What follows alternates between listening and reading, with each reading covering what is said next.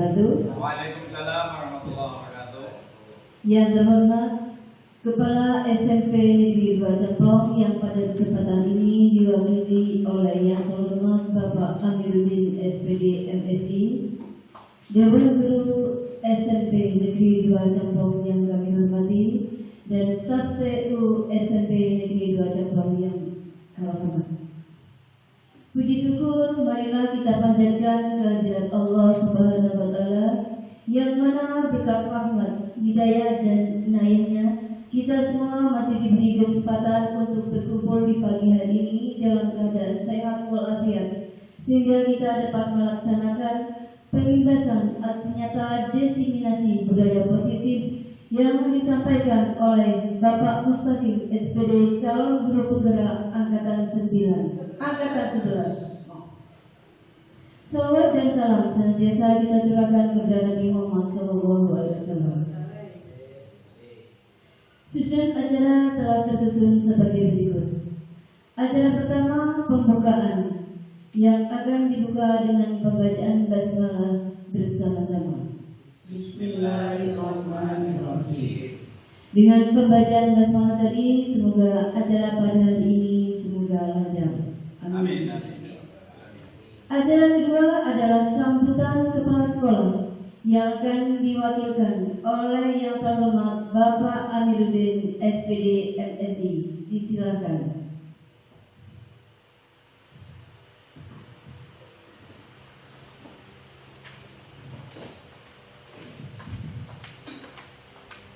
Bismillahirrahmanirrahim. Assalamualaikum warahmatullahi wabarakatuh. Waalaikumsalam warahmatullahi wabarakatuh. Alhamdulillahirabbil alamin.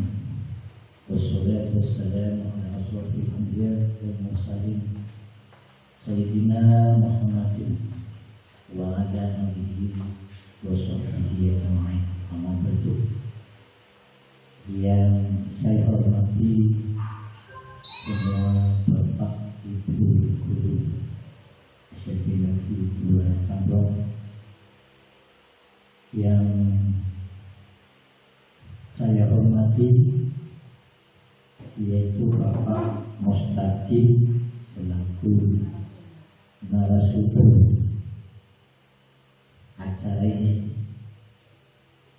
Mudah-mudahan acara ini berjalan dengan lancar. Mari kita panjatkan puji syukur kehadirat Allah Subhanahu wa Ta'ala, di mana pada pagi ini kita bisa bersama-sama di ruangan ini dalam rangka pembebasan aksi nyata calon guru penggerak angkatan 11, yaitu Bapak Mustaqim SPD. Mudah-mudahan acara ini berjalan dengan lancar. Salatu wassalamu kita tetap panjatkan kepada Nabi besar Muhammad sallallahu alaihi wasallam beserta para sahabatnya. Mudah-mudahan kita semua mendapatkan syafaat Rasulullah. Bapak Ibu yang saya hormati, pada pagi ini akan dilaksanakan yaitu pembebasan aksi nyata dengan judul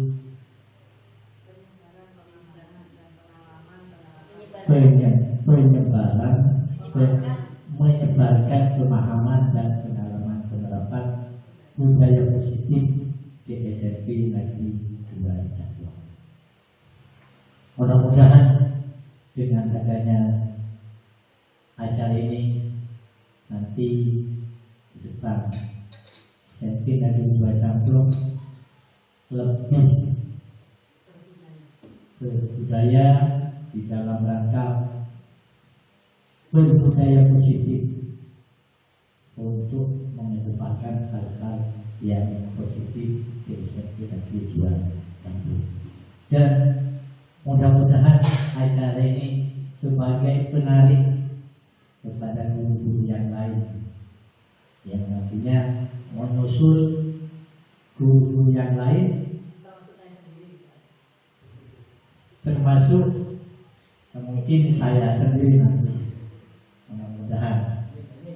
Dan saya harapkan yang lebih utama yaitu bagi teman-teman yang masih usianya produktif, dikatakan produktif ya masih muda, itu mudah-mudahan nanti ini sebagai apa, sebagai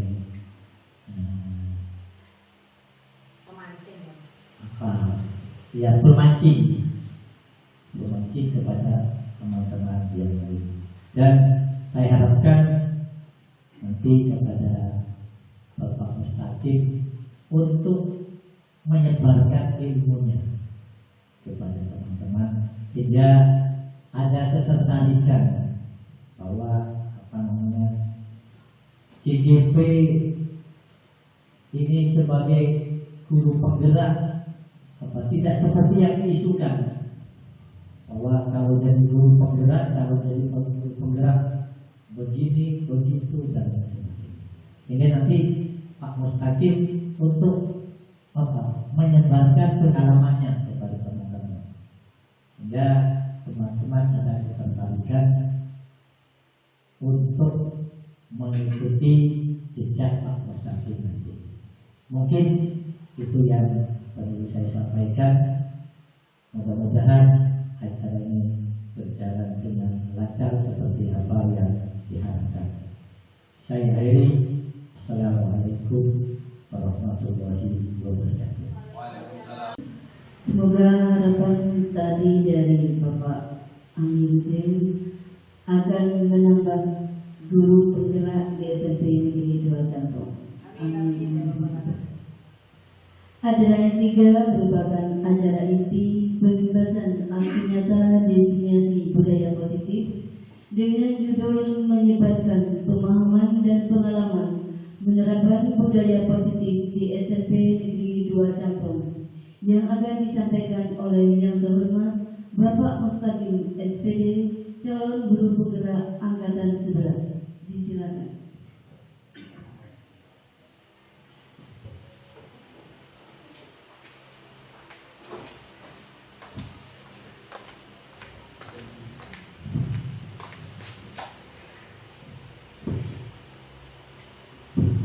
Bismillahirrahmanirrahim. Assalamualaikum warahmatullahi wabarakatuh. Alhamdulillah, saya ucapkan puji kehadirat Allah Subhanahu wa taala yang telah memberikan kita kesehatan sehingga kita bisa bertemu di sini dalam rangka diseminasi budaya positif. Tugas saya sebagai TKD angkatan 11 modul 1-4 yaitu menyebarkan pemahaman dan pengalaman penerapan budaya positif di SMPN 2 Cantong. Tidak lupa salawat serta salam kita curahkan ke junjungan kita Nabi Muhammad Sallallahu Alaihi Wasallam dengan bacaan Allahumma sholli ala sayyidina Muhammad. Mudah-mudahan kita mendapatkan syafaat beliau nanti sampai yaumil akhir, yaumil kiamat. Amin ya rabbal alamin. Ya, dalam kesempatan ini saya akan membahas tentang budaya positif. Ya, budaya positif nanti kita akan belajar tentang disiplin positif. Kemudian yang kedua, hukuman, restitusi dan penghargaan. Yang ketiga,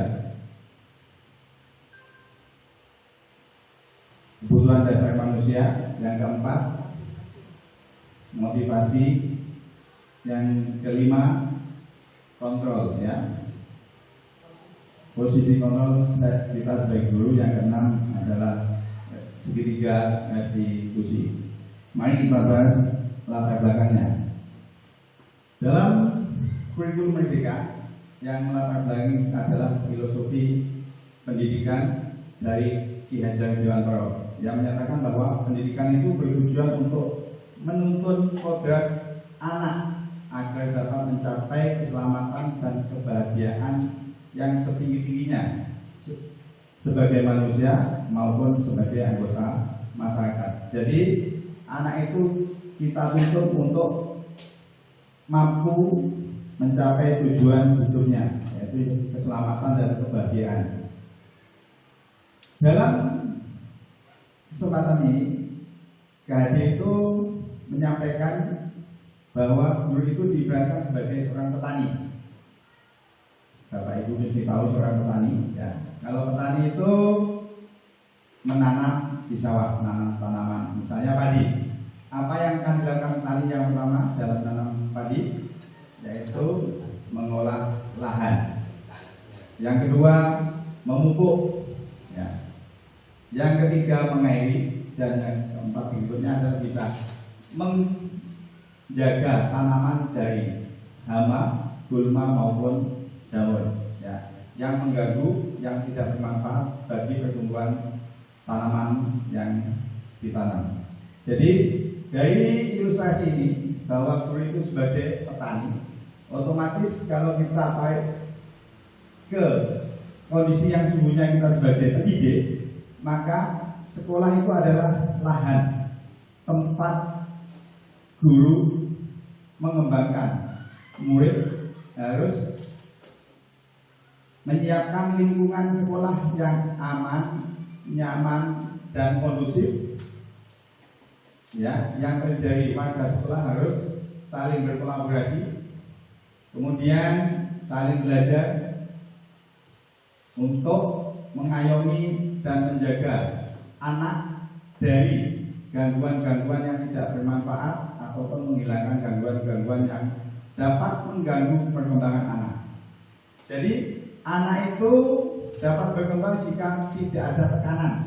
Jadi kita membuat nyaman anak-anak di sekolah, itu akan memberikan potensi perkembangan anak itu secara maksimal, ya.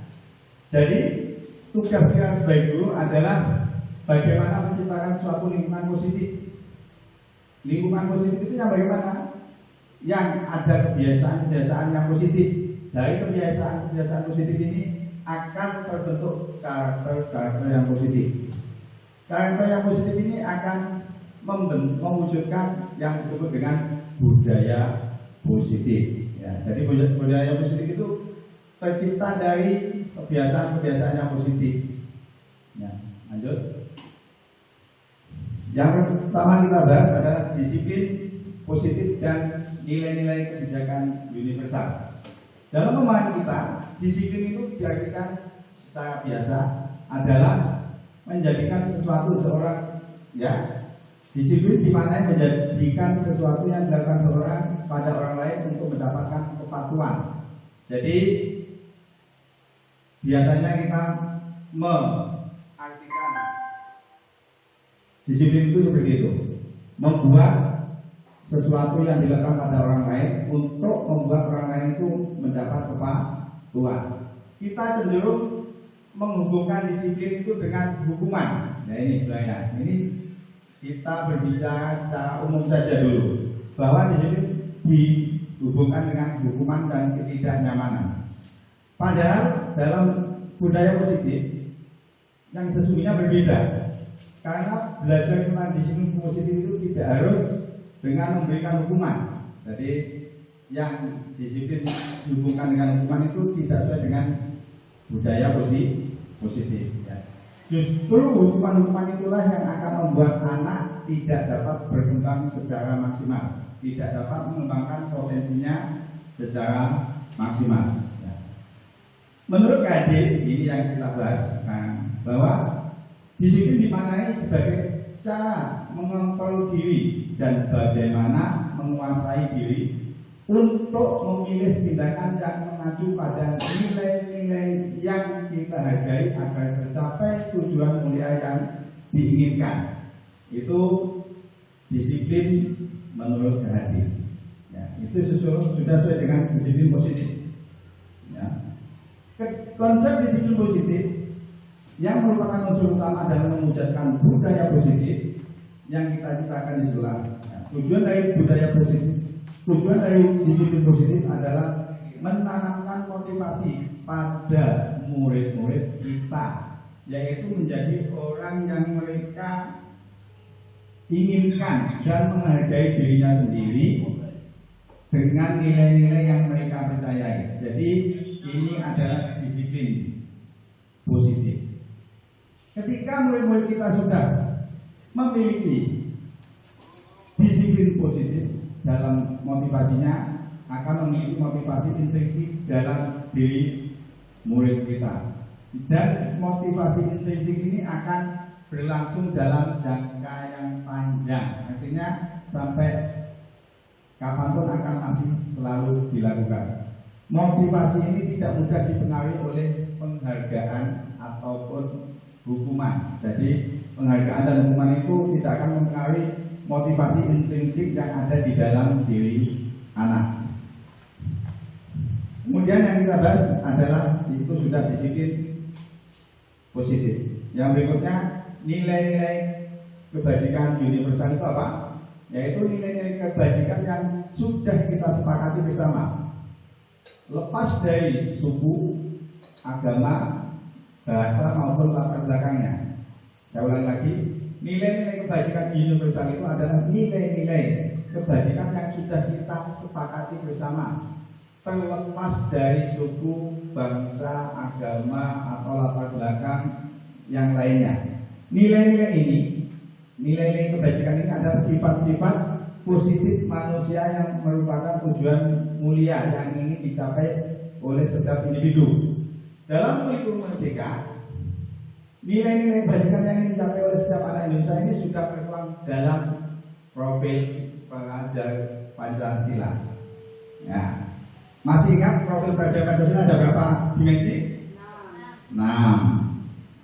Masih ingat? Agar lebih ingatnya kita baca. Ya.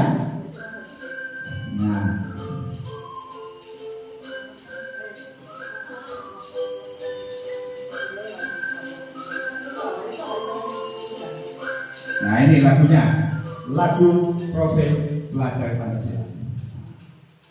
Dimensi. Nah kalau kita lakukan biasanya seperti itu. Ini dia lebih memahami dan mengingat lebih panjang. Pancasila dan bertakwa kepada Tuhan yang Esa dan berakhlak mulia, berkebinekaan global, gotong royong mandiri, kreatif dan bernalar kritis, berpancasila, beriman dan bertakwa pada Tuhan yang Esa dan berakhlak mulia, berkebinekaan global, gotong royong mandiri, kreatif dan bernalar kritis. Kita ya itu sudah hafal, kalau dilakukan hafal gampang. Ada 6. Diulang ini. Perlu diulang. Lanjut saja.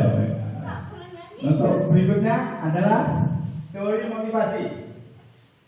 Bagaimana manusia itu mau melakukan sesuatu? Ada 3 motivasi manusia dalam melakukan suatu kegiatan. Yang pertama, motivasi yang paling bawah, yaitu motivasi untuk menghindari ketidaknyamanan atau hukuman. Motivasi ini biasanya kalau untuk tidak menghindari ketidaknyamanan dan hukuman, ya berlangsung banyak efeknya, ya tidak baik, banyak tidak kebaikan. Kita belajar ketiganya ini, tapi nanti yang paling bagus adalah motivasi yang tingkat ketiga. Yang paling bawah ini adalah menghasilkan siswa-siswa yang menekan, banyak yang dendam kepada yang menghukum. Jadi ini motivasi untuk menghindari ketidaknyamanan atau hukuman. Ya. Yang kedua, untuk mendapatkan imbalan atau penghargaan dari orang lain. Ya. Motivasi ini biasanya ya melakukan sesuatu karena ada imbalannya, ada hadiahnya. Ya. Motivasi yang ketiga yaitu motivasi dari dalam diri sendiri untuk menjadi orang yang mereka inginkan dan menghargai diri sendiri dengan nilai-nilai yang mereka percaya. Ya, motivasi inilah yang akan kita wujudkan, kita tanamkan pada siswa kita. Motivasi yang ketiga.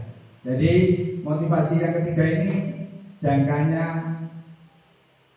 masuk akan menjadi karakter pada diri anak, karena untuk melakukan hal sesuai yang mereka inginkan dan menghargai diri berdasarkan nilai-nilai yang mereka percaya.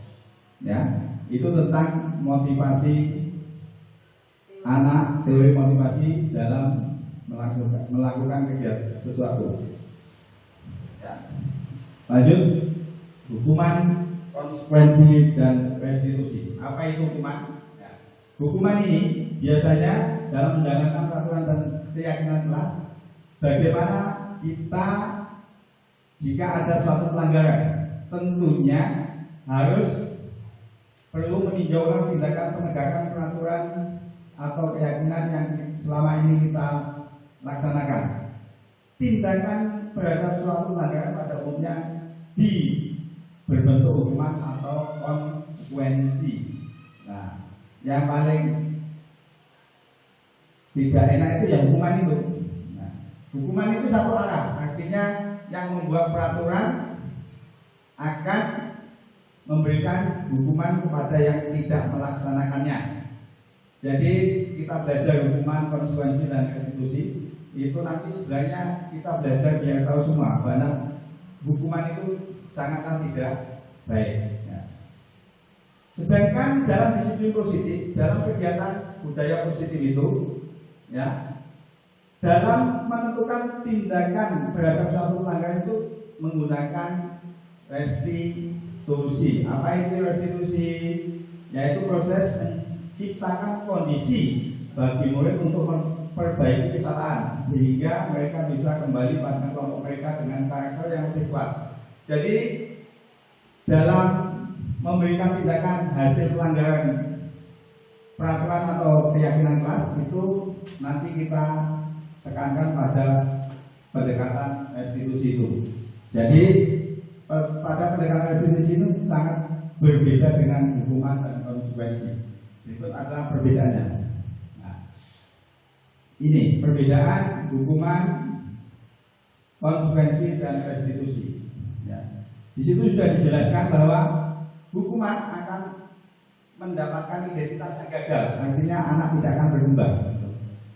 Suatu hasilnya akan menghasilkan sesuatu yang akan menyakitkan pada yang terhukum, yang melanggar pelanggaran. Sebenarnya anak itu melakukan suatu pelanggaran itu mesti ada tujuannya, ada alasannya, ada motivasinya tadi, ya. Jadi kalau konsekuensi sesuatu harus terjadi, kalau restitusi merupakan pilihan. Jadi restitusi itu pilihan nanti hasilnya, bukan suatu hukuman, bukan konsekuensi, tapi pilihan. Yang memilih adalah anak atau intinya yang melanggar peraturan. Dia bisa memilih tindakan yang akan dilakukan.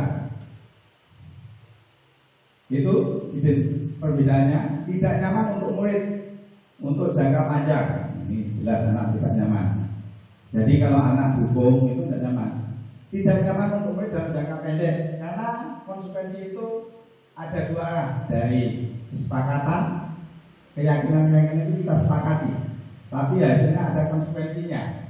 Jadi kalau konsekuensi itu ada di tengah-tengah antara restitusi dan hukuman. Kalau restitusi menguatkan untuk menguatkan murid dalam jangka panjang, masa menguatkan karakternya, identitasnya. Anak tidak menjadi lemah, tidak minder, ataupun tidak dendam kepada yang menghukum. Dilihat dari korbannya, korban mendapat keadilan. Keadilan di sini korban mendapatkan keadilan. Ya, kalau hukuman cuma adil dalam arti satu arah, setelah melakukan pelanggaran menjadi hukum, itu sudah adil. Nah, tapi kalau konsekuensi korbannya diabaikan, artinya dibiasakan aja karena sudah konsekuensinya harus melakukan kalau melanggar peraturan. Kalau yang restitusi, korban mendapat ganti, artinya ganti itu korban menjadi lebih baik lagi. Hasilnya anak akan tersakiti, murid atau anak dibuat tidak nyaman. Tapi tersakiti kalau konsekuensi tidak nyaman karena harus melakukan konsekuensi dari melanggar atau menerima konsekuensi dari melanggar peraturan. Murid akan mendapatkan penguatan. Dalam arti ini penguatan. Memang restitusi itu bukan menghukum, adalah tadi sudah proses. Restitusi itu kan proses untuk mengembalikan karakter anak untuk menjadi lebih baik gitu. Jadi dalam budaya positif itu melakukan kesalahan itu bukan suatu kesalahan. Melakukan kesalahan itu merupakan pelajaran untuk melakukan kegiatan berikutnya. Jadi kesalahan itu merupakan suatu pelajaran, bukan kesalahan dalam budaya positif itu. Dalam hukuman, sistem tidak akan berjalan tanpa adanya murid yang tidak takut. Jadi sistem tidak akan berjalan bila murid tidak takut. Itu hukuman. Jadi berjalan jika ada paksaan. Kalau konsekuensi perlu monitoring dan supervisi terus-menerus dari guru. Anak-anak itu dimonitoring dalam konsekuensi. Kalau restitusi, murid belajar bertanggung jawab untuk berperilaku. Jadi murid itu mempertanggungjawabkan perilaku salahnya dan akan menjadikan kesalahan itu sebagai pelajaran yang menjadi pengalaman dalam hidupnya.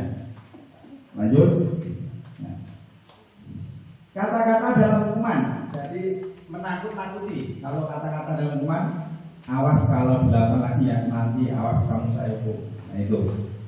Kalau konsekuensi, lakukan apa yang saya katakan. Jadi kalau konsekuensi, itu lakukan apa yang sudah ditulis, sudah disepakati. Yang ketiga, apa hal ini yang sesungguhnya ingin kamu lakukan. Jadi kalau restitusi itu mencari alasan kenapa anak itu melakukan hal seperti itu. Ya.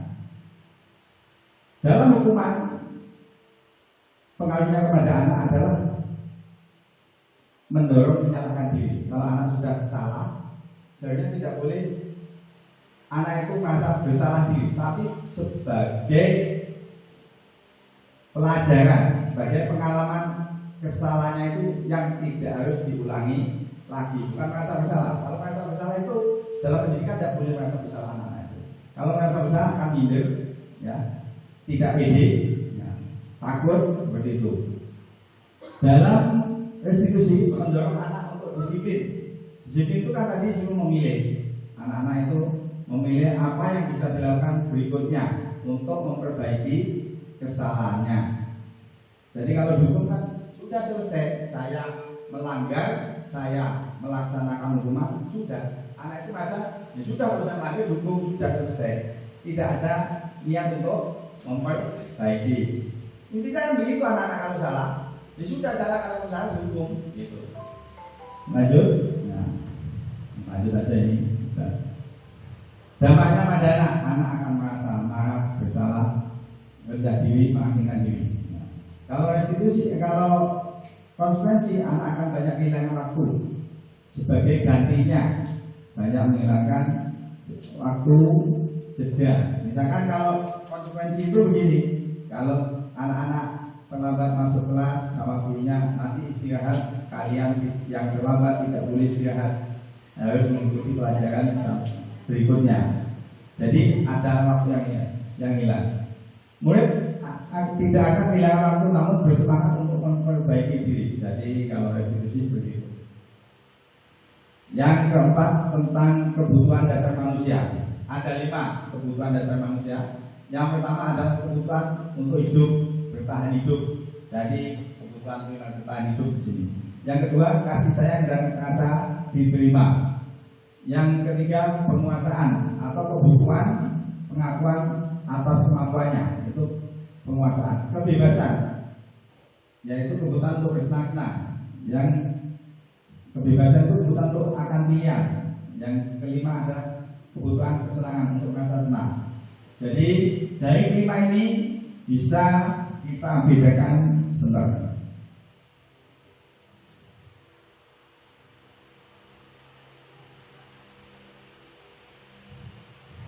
Ya, saya buka linknya.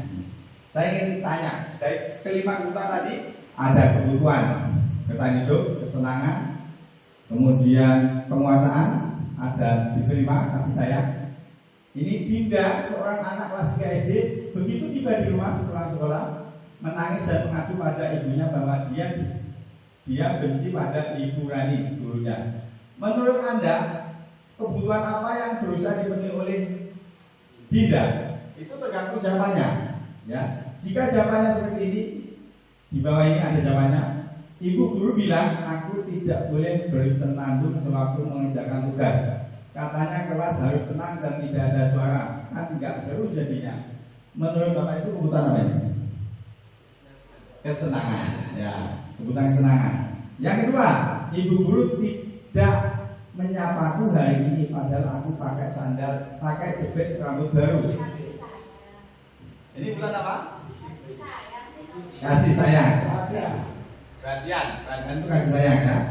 Yang ketiga, aku bosan, masa belajarnya cuma gitu-gitu aja, dengerin ibu guru saja.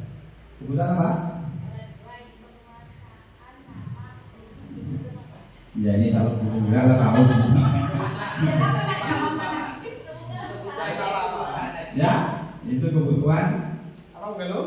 Kalau saya sih kesenangan masuk, penguasaan masuk. Anak itu bosan kan dengan apa namanya? Aku sebel nggak tidak rapi malah itu dulu menghina ketemu. Oh itu sih Pak, apa kebebasan? Yang atas, aku bosan. Masa belajarnya Oh cuma itu penguasaan Pak. Ya, itu Bukan bosan penguasaan. dengan mata pelajaran yang disampaikan oleh Ya. penguasaan. Menginginkan suasana baru. Oh ya, ini saya buka jawabannya. Oh jawabannya apa? Oh apa ya? Mungkin buka jawabannya.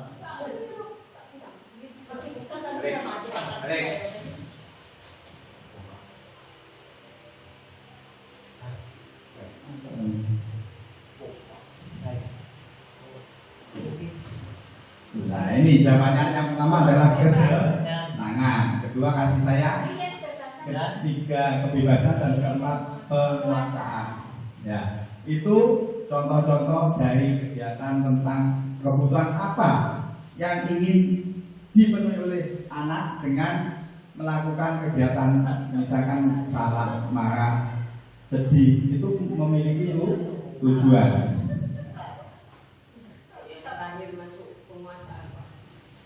Aku sebel gambar tidak rapi, Tidak malah itu diakui Pak masuk pengakuan karena tidak diakui ini dari pengakuan. Jadi kebutuhan pengakuan itu adalah karena tidak diakui. Gambarnya bagus, masuk penguasaan. Ya ini coba lagi. Oh sudah ada jawabannya kalau ini. Tahu sama. Nah, contoh saja. Tahun ini Dimas genap usia 17 tahun. Ia senang sekali karena ketika ayahnya mulai mengajarkan cara menyetir mobil. Setiap akhir pekan dia berlatih menyetir. Ia terlihat senang sekali berlatih sampai akhirnya ia bisa menyetir mobil dengan baik dan lancar. Ketika ibunya bertanya pada Dimas, apa yang membuat dia ingin bisa menyetir mobil? Ketika jawabannya Dimas macam-macam seperti ini, itu untuk memenuhi kebutuhan yang diinginkan Dimas. Aku merasa bangga dan keren. Tadi itu penguasaan, bisa menguasai mobil, bisa belajar mobil. Dia bisa jalan-jalan, ini kesenangan, ya. Kasih sayang, bisa jalan-jalan naik mobil sama teman-temanku. Aku senang bisa pergi ke tempat-tempat yang aku suka. Itu kebebasan. Jadi bebas kemana-mana dengan membawa mobil. Nah, lanjut.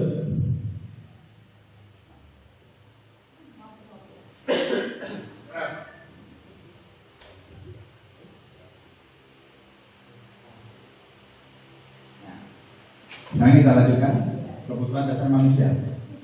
Kebutuhan bertahan hidup, kasih sayang, daya terima, penguasaan, kebebasan, dan kesenangan. Berikutnya 5 posisi kontrol. Kita sebagai guru hanya bisa mengontrol anak, ya. Posisi pengontrol ada 5. Yang pertama penghukum, nah, pembuat merasa bersalah, teman sebagai teman, pemantau, dan manajer. Dari kelenjar ini juga penghukum itu yang paling negatif. Artinya kita belajar itu untuk tahu bahwa kontrol sebagai penghukum itu bagaimana, kontrol sebagai pembuat merasa bersalah itu bagaimana, sebagai teman, pemantau ataupun manajer. Silakan diperhatikan berikut ini. Memantau itu ya, yang pentingnya. Ya ini motivasi. Nah, motivasinya apa? Motivasi penonton ada dibagi menjadi dua. Kontrol ya motivasi. Ini kok motivasinya. Posisi kontrolnya ya. Kontrol negatif, kontrol positif, dan kontrol diri. Nah, dalam pelaksanaannya, kontrol negatif itu ada dua, yaitu pendukung dan pembuat orang merasa bersalah. Ya. Jadi itu yang sebenarnya tidak boleh dilakukan. Kita belajar itu artinya begitu. Jangan dilakukan yang pertama, pengontrol pendukung. Dulu berbuat apa? Menghadik, menunjuk-nunjuk, atau menyakiti dan menyindir siswa. Itu kontrol pendukung. Kalau anak salah ya dimarahi, itu tidak boleh. Membuat orang merasa bersalah, menceramai murid yang peraturannya begini, kamu harus bangun pagi, tidak boleh telat, itu. Ya, itu akan membuat anak merasa bersalah. Kalau sebagai teman itu biasa, ya.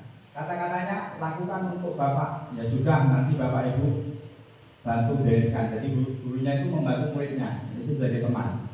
Kontrol sebagai teman. Ya. Yang berikutnya sebagai pemantau. Pemantau ini mengawasi anak-anak, menulis, ya, memantau, menghitung dan mengukur waktunya, memantau. Jadi apa yang dilakukan anak itu dimantau. Biasanya pemantau ini memberikan laporan, bisa ke wali kelas, bisa ke guru BP, pemantau. Jadi guru ngajar di kelas itu bisa sebagai kontrolnya, mendukung, pembuat merasa bersalah, teman, pemantau, dan manajer. Ya. Kalau berkata pemantau itu, ayo, apa? Pemantau sama dengan intel ya Pak? Sama dengan? Intel. Intel ya, pemantau. Jadi nok nih. Jadi apa peraturannya? Dia selalu menunjukkan apa yang harus dilakukan, apa konsekuensinya, apa yang telah kamu lakukan, apa yang terjadi sekarang. Itu pemantau. Yang paling bagus sama yang ketiga yaitu kontrol diri. Nah, sebagai manajer. Jadi kalau manajer itu biasanya ngomongnya sebagai kontrol manajer itu bilangnya apa yang kita yakini, apa yang meyakini, apa kamu meyakini terhadap hal tersebut. Kalau kamu meyakininya, kamulah yang harus memperbaikinya. Kalau kamu memperbaikinya, jadi kira-kira hal tersebut dan menggambarkan apa tentang dirimu. Jadi paling sulit itu memang jadi manajer.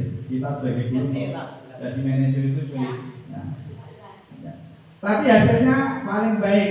Kalau sebagai penghukum, hasilnya banyak murid yang memberontak, mendendam, menyalahkan orang lain. Nah, membuat rasa bersalah, menyembunyikan, menyangkal, berbohong. Jadi kalau salah itu berbohong.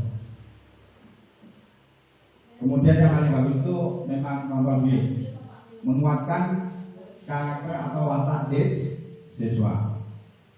Nah, sudah lanjut. Ini tentang kontrol 5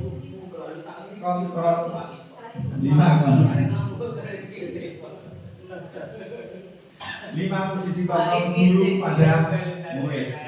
Dan lanjut yang keenam, ini yang terakhir aja, tidak usah lama-lama.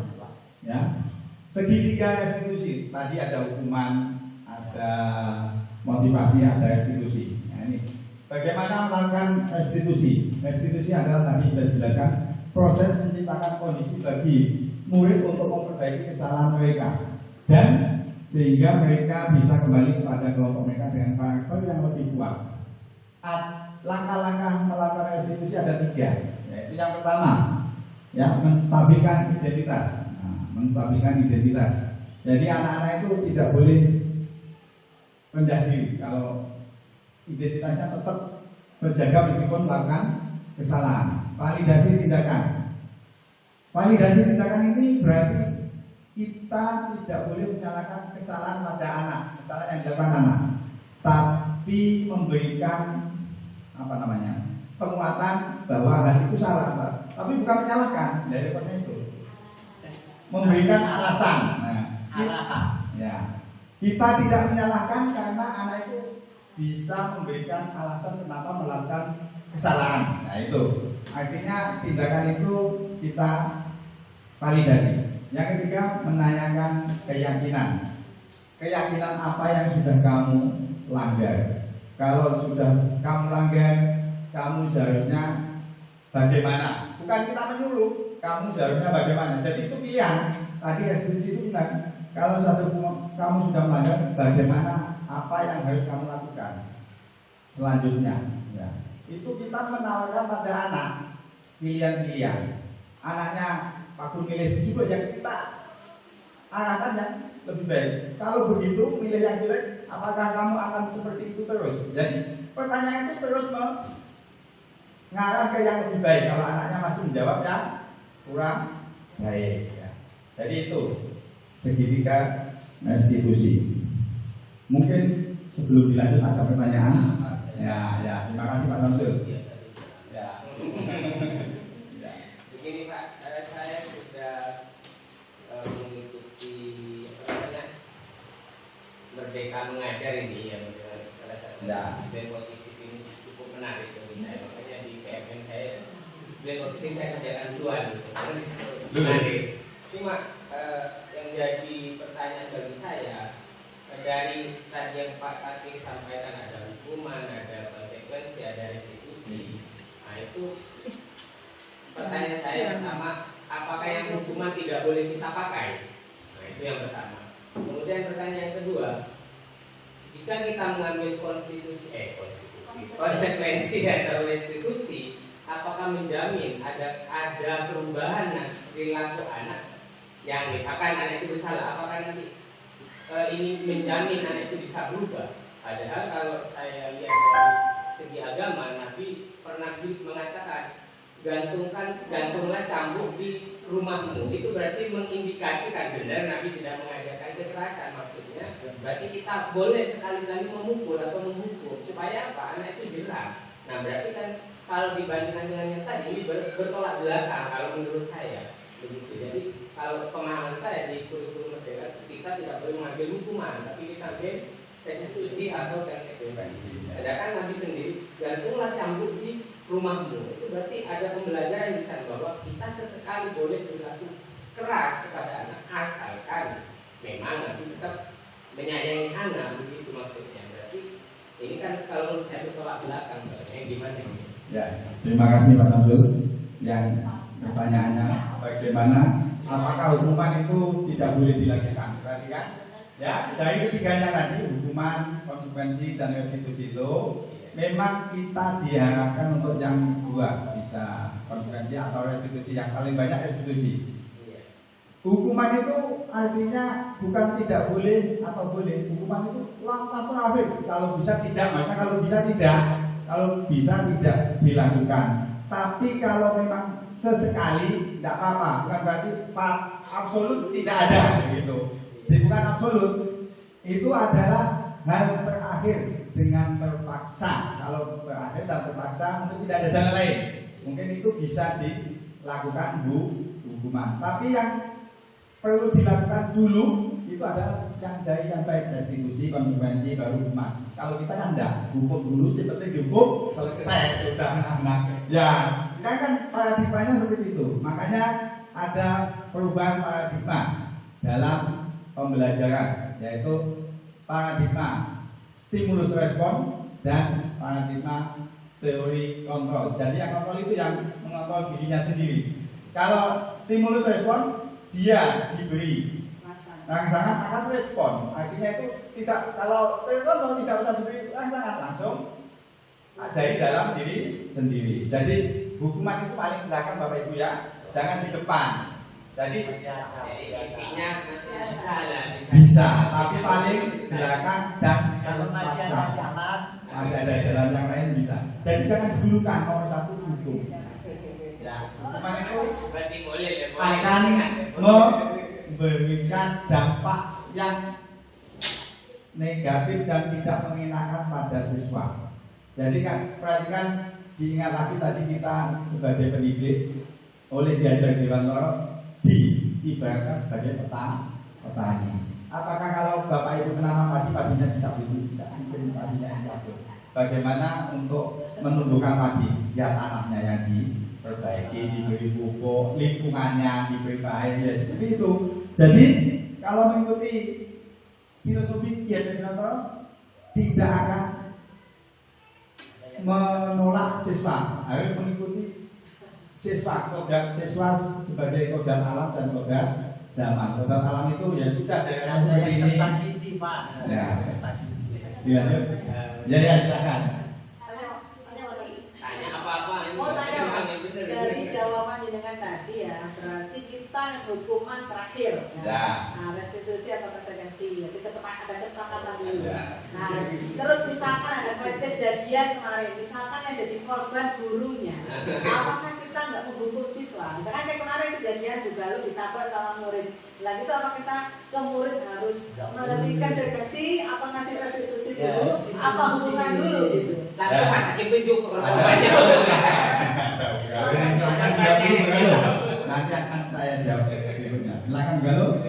Baik, kejadiannya ceritakan belum adalah kejadian saya ditabrak waktu itu saya tanpa sadar hadap ke utara yang nabrak di belakang saya langsung saya terjatuh. Tetapi yang saya lakukan pada saat itu belumlah saya tidak bisa marah. Tanya ke anak. Saya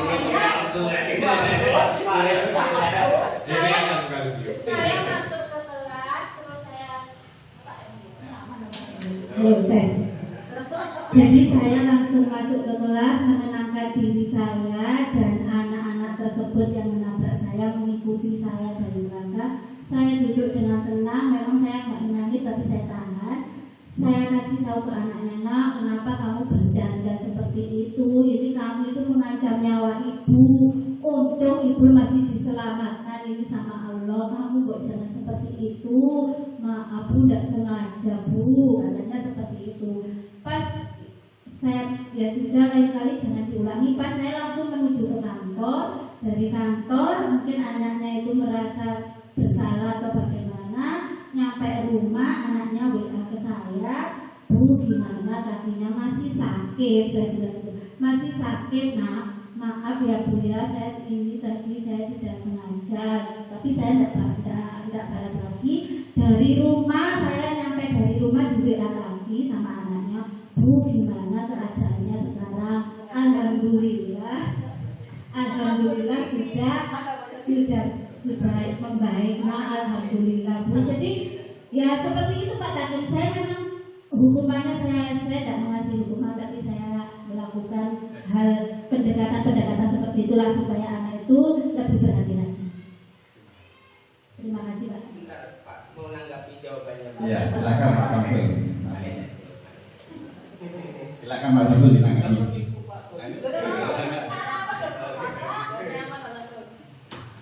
Baik, terima kasih waktunya Pak Taufik. Kalau dari yang saya tekankan dari jawaban juga loh dan itu dikaitkan dengan materi tadi, di situ tadi saya membaca peserta didik atau murid tidak merasa bersalah, jangan sampai siswa merasa bersalah. Nah, kalau dari penjelasan yang Mugaluh, meskipun tidak disampaikan secara lisan, tetapi dari aktivitas yang respon yang diberikan oleh si pelaku, dia merasa bersalah katanya Mugaluh.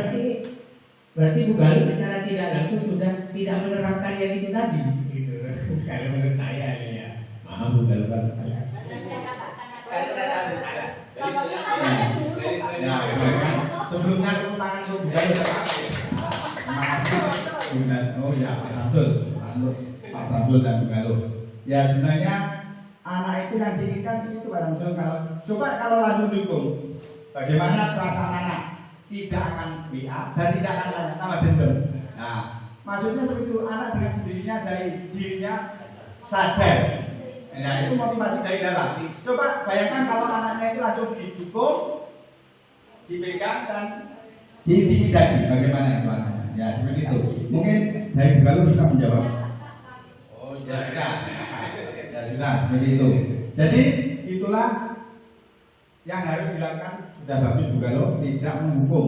Tapi yang pertama dilakukan adalah restitusi dengan berkolaborasi, berbincang-bincang untuk menumbuhkan karakter anak dari dalam dirinya sendiri, yaitu artinya fungsinya pelaksanaan segitiga restitusi.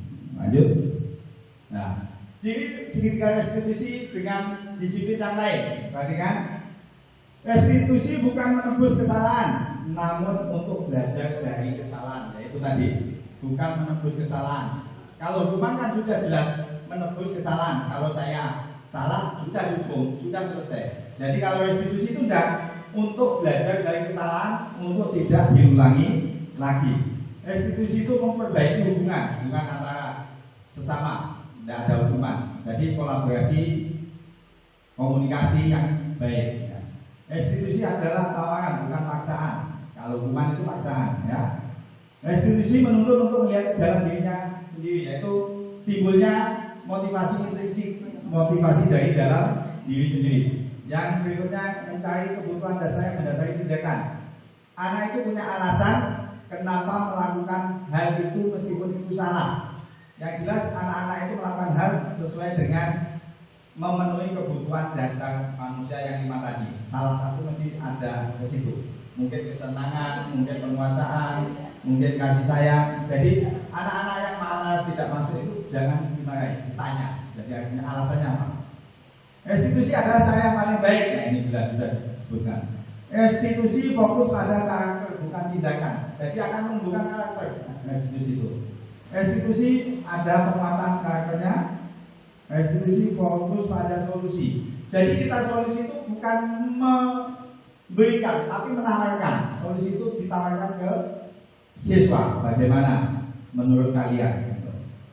Restitusi mengembalikan murid yang berbuat salah pada kelompoknya. Ya, murid akan kembali ke kelompoknya yang dengan lebih baik.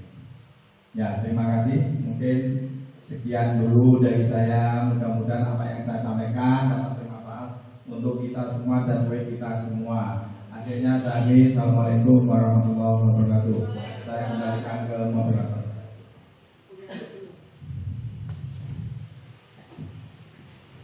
Terima kasih pemateri Bapak Mustaqim SPD. Materinya luar biasa. Mari kita aplaus untuk Pak Mustaqim. Semoga apa yang telah disampaikan tadi dapat dijadikan pembelajaran terhadap anak didik kita untuk bisa menjadi insan yang lebih baik lagi. Hanya acara yang terakhir sebelum kita tutup, doa dulu. Pak Samsul dimohon untuk memimpin doa. Silakan.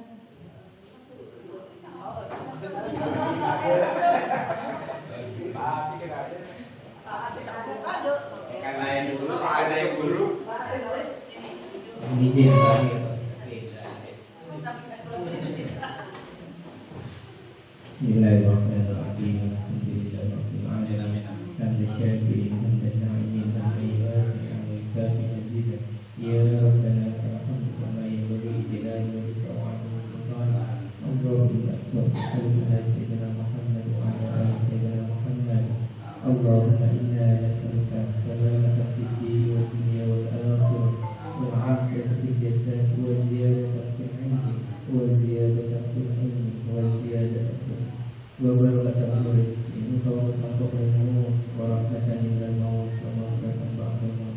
Allahumma hawwina lana fi syafa'ati wa najatna min Amin. Allahumma inna wa awlana wa ahlina min ahli wa ahli khair wa la tasana wa iyyana min ahli jahli wa ahli khair. Allahumma arina al-haqqa haqqan wa arzuqna ittiba'ahu wa arina al-batila batila wa arzuqna ijtinabah. Rabbana zalamna anfusana wa in lam taghfir lana wa tarhamna lanakunanna minal khasirin. Rabbana atina fid dunya hasanah wa fil akhirati hasanah wa qina adzabannar wa adkhilna al-jannata ma'al abrar ya aziz ya ghaffar ya rabbal alamin. Sallallahu ala sayyidina Muhammadin nabiyil ummi wa ala alihi wa sahbihi wa sallam. Subhana rabbika rabbil izzati amma yasifun wa salamun alal mursalin walhamdulillahi rabbil alamin.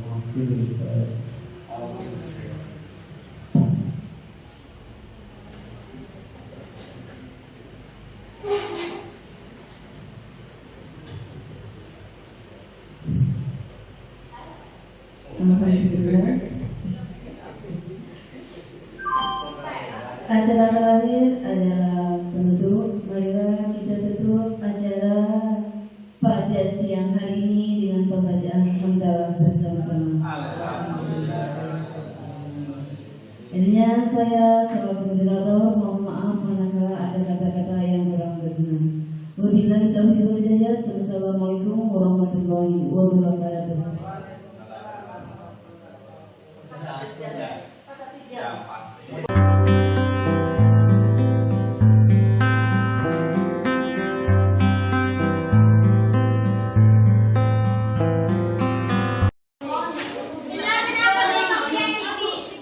Assalamualaikum warahmatullahi wabarakatuh. Perhatikan, pada kesempatan ini kalian kita bersama akan membuat yang namanya keyakinan kelas. Tahu apa keyakinan kelas itu? Nilai-nilai kebajikan yang kita sepakati bersama di dalam kelas. Ya. Nanti kegiatan bersama kalian dalam kelompok diskusi kebajikan atau nilai-nilai apa yang akan kita sepakati bersama. Ya. Untuk kelompoknya sudah cukup ini. Jadi, dipersilakan untuk menuliskan di kertas yang sudah dibagikan tentang nilai-nilai kelas yang akan kita sepakati atau yang kalian usulkan ditulis di kertas. Dipersilakan ya, diskusi. Yang masuk temannya ya.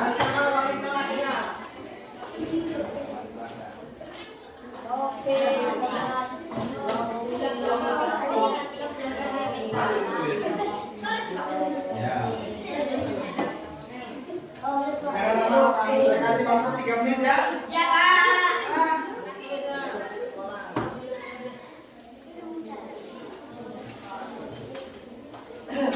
Yang pink kemana? Pink apa pink? Kemana?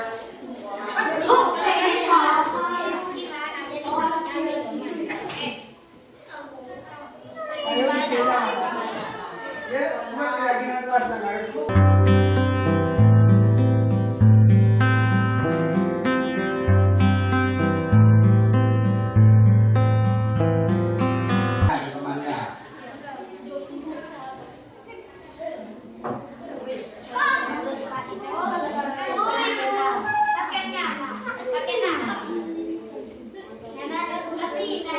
Ya, di atas diberi nama ya. Namanya yang nulis bukan untuk namanya yang menulis. Ya, namanya masing-masing. Ya.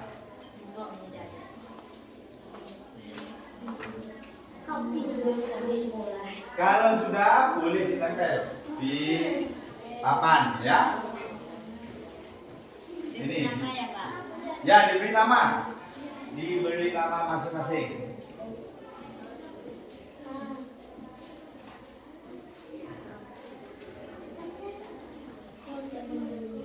Belum ada isinya.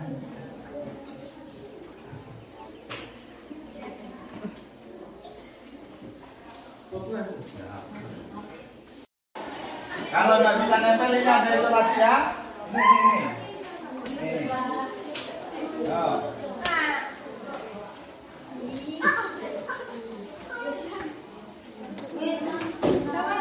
Yang nggak bisa pakai isolasi. Ditata ya. Kelihatan tulisannya jangan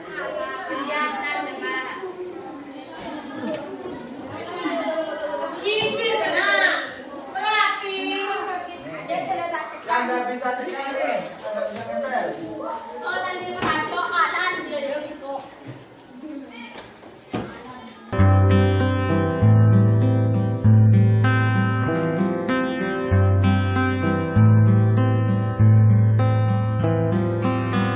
Memberikan surat jika tidak masuk sekolah. Memberikan surat izin jika tidak masuk sekolah. Sudah cukup? 5 ya, 5 kelompok. 5 kelompok dibagi 3-3. 15 ya? 15? 3-3. Silakan kalian presentasikan ketiganya. Yang pertama,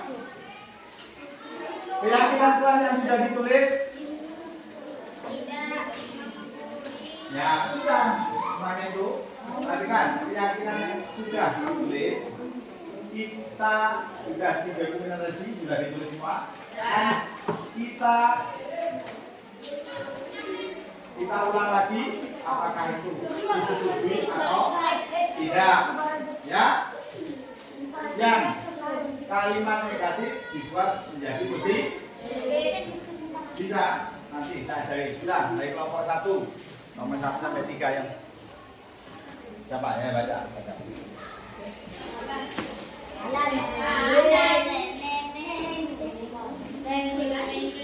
Ayo.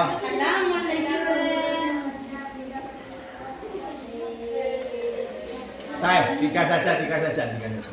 Belum. Tetap berdiri. Adila. Ayo dibaca. Alan, maju Alan.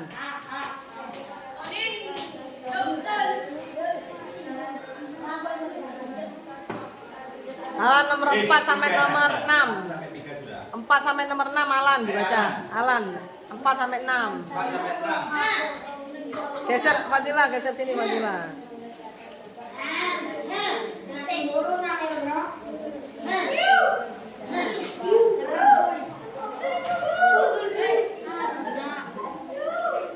Nah, nomor 3. Nomor 7 sampai 9. Salah sepatu pada jelek.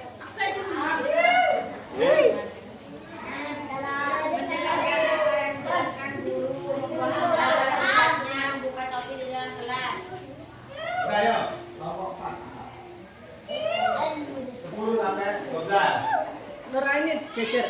Fadila dulu, Alan, terus kamu urut. Fadila dulu, Fadila. Nisa. Salah sepatu pada jelek sebelum aja. Yang nomor 5. Anum nomor 13 sampai 15. Dibaca nomor 13 sampai 15.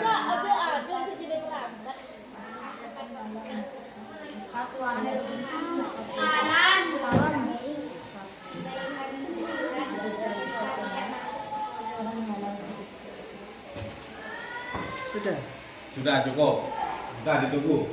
Dari ke 15 dibahas satu-satu. Tidak membuli. Pertama ya. Itu kalimat negatif atau positif? Karena ada tulisan tidak, ya. Dibuat kalimat positif. Artinya bagaimana? Tidak membuli itu artinya? Kalau tidak membuli itu artinya apa? Iya, tidak membuli itu artinya apa? Iya, tidak pada tidak, enggak. Berteman. Misalnya yang sudah gampang tadi, ada yang tidak membuang sampah sembarangan, ada nomor berapa? Atau membuang sampah pada tempatnya? Nomor 8 contohnya, membuang sampah pada tempatnya. Kalau kalimat negatifnya tidak membuang sampah sembarangan. Jelas? Tidak membuang sampah sembarangan. Ayo yang pertama, tidak membuli. Kalimat positifnya gimana? Tidak boleh. Oh, tidak boleh. Jangan pakai tidak. Jangan pakai tidak lagi. Menghargai teman. Tidak Loh, menghargai teman. Kalau tidak membuli itu artinya menghargai teman. Nah, itu artinya padan katanya. Jadi tidak membuli yang apa? Menghargai teman. Dua apa? Dua. Tidak bermusuhan. Tidak bermusuhan. Ayo. Berteman. Menyayangi. Saling menyayangi. Yang ketiga. Tidak menyontek. Tidak menyontek. Kerjakan sendiri. Bersikap sopan. Tidak menyontek. Jujur dalam mengerjakan soal. Nah, jujur dalam mengerjakan terus. Mengadakan tugas yang diberikan guru. Mengerjakan tugas yang diberikan guru. Laksanakan. Jadi tidak positif. Yang kelima. Berbicara sopan dengan guru. Tidak positif. Yang mulai benar, 6.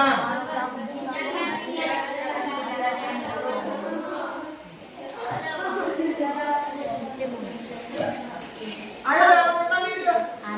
Menjaga sikap ketika berbicara dengan guru.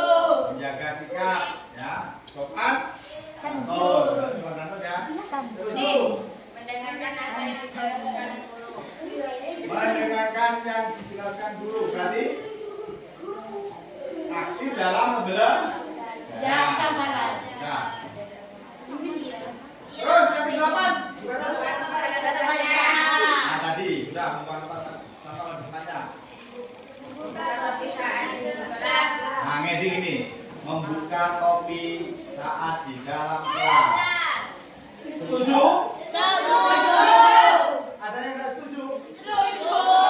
Nomor 10. Ketika ada pelajaran tidak boleh bolos. Artinya apa?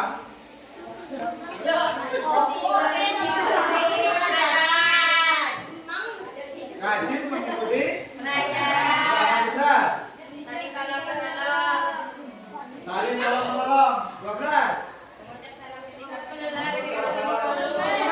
Bertemu. 13. Dengarkan. Datang ke sekolah tepat waktu. Jangan masuk bulan depan.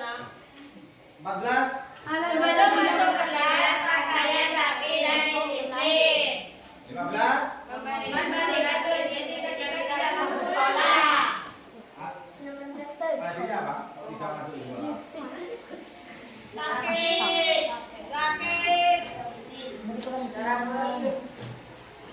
Ada yang tidak disetujui? Setuju. Setuju semua? Setuju. Tanda tangan teman-teman. Tanda tangan jangan buat apa? Tanda tangan Tanda tangan ini benar. Satu-satu beri nyaman lu tanda tangan. Ayo sudah. Isi tiganya boleh salah satu. Nah, belum tanda tangan. Sudah tanda tangan. Sudah kamu tanda tangan gitu. Di bawah ini, di bawah ini, di bawah. Di bawah ini lah, di Nah, bawah. kamu tambah tuh tanda tangan. Semuanya. Itu ada 3 tempat ayo. Semuanya naruh tanda tangan. Kasih nama tanda tangan.